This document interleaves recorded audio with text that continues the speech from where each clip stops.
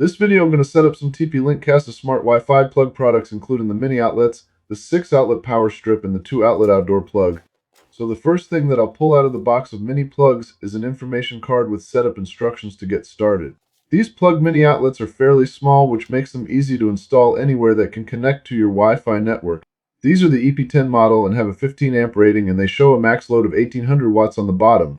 So I will set those aside and then take a look at the 6-outlet power strip next, which also comes with 3-step instructions to download the app and get started. The power strip also has 3 5-volt, 2.4 amp USB charging ports on the end, which cannot be controlled with the app, but each plug can, along with the option to turn them on or off by pressing the button above the outlet. This is the HS300 model and has a 15 amp rating as well, but it shows an 1875 watt max on the back along with a caution and warning message. So next I will look at the getting started card again, and for the first step it tells me to get the Kasa Smart app from the Apple or Google Play Store. And since I'm using an Android phone, I will open up the Play Store and do a search for Kasa Smart, and I want to tap on the install button for the second option offered by TP-Link Systems Incorporated. So after the app downloads and installs, I'll tap on the open button to check the app out for the first time.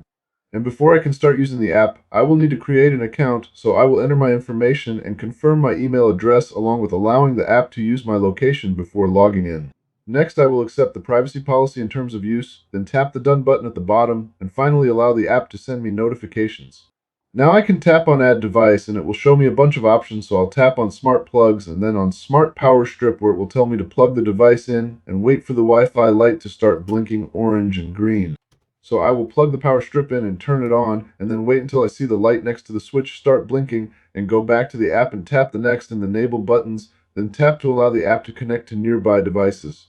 This takes me back to the option to add a device, so I will go through the same process I just went through, but then I realized that I need to have 2.4 GHz enabled on my network, which I do not.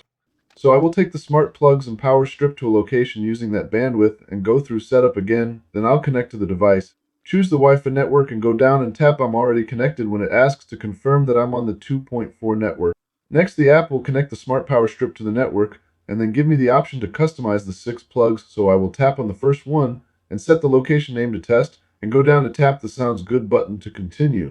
And after that, I will get a firmware update notice for the power strip, so I'll go down and tap the Update Now button at the bottom and wait for the new firmware to download and install on the device. And after it's complete, I'll go down and tap on the Done button at the bottom and swipe through the information pages, then tap Get Started to show all the plugs for the power strip with a button next to each to control their power state. Then I will plug an appliance into the 5th plug and test the app to control it by tapping on the button to turn the power off and back on for plug 5.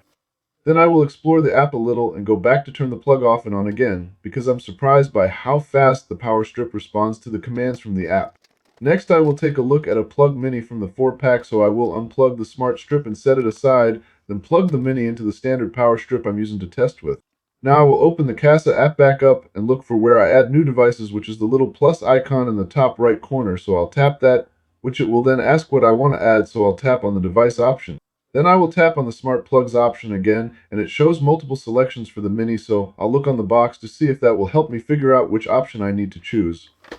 And next I will tap on the mini with the Wi-Fi option, and it will walk me through a similar setup that I went through with the power strip. So after the plug is connected, I will name it Mini Test and select the icon that I want to use that will help identify what is plugged into it. Then I will tap the custom option upon setting the location name and just tap on Kitchen since I'm only testing, and it will take me to the congratulations screen where I will tap the Sounds Good button below.